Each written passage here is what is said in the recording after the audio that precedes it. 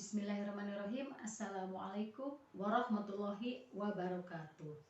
Wilujeng tepang sareng ambu uci mugia urang sadayana aya dina kasehatan salawasna aya dina panangtayungan Allah Subhanahu wa taala. Amin Allah ya robbal alamin. Dina danget ieu ambu bade ngadugikeun materi ngeunaan iklan layanan masyarakat. Wilujeng nyakseni.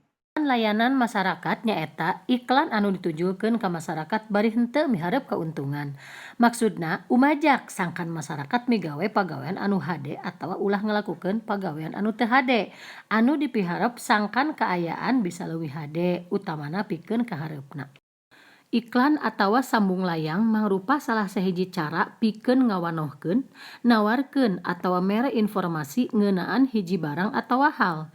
Iklan teh aya anu disebut iklan komersial, aya patalina jeung kauntungan, boh kauntungan material, boh kauntungan non material.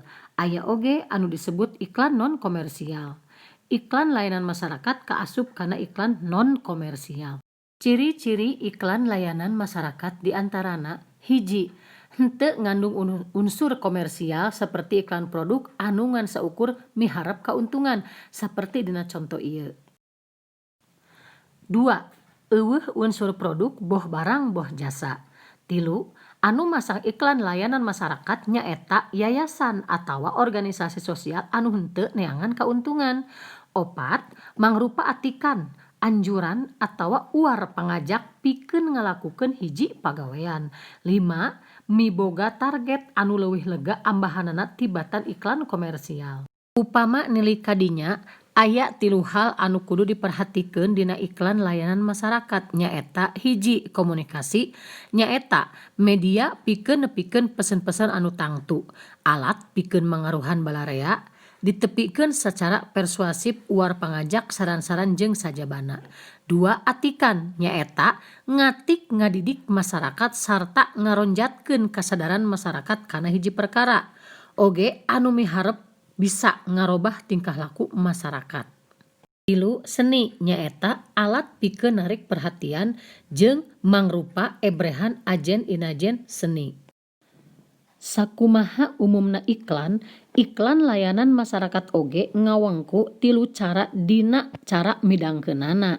Anu kahiji, audio nyaeta iklan anu ngan kadenge wungkul saperti iklan dina radio, wawaran jeung sajabana.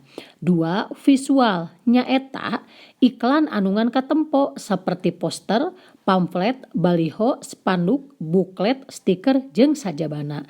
Anu katilu nyaeta audiovisual nyaeta iklan anu kadenge jeung katempo saperti iklan dina televisi atawa dina internet anu diunggah di YouTube.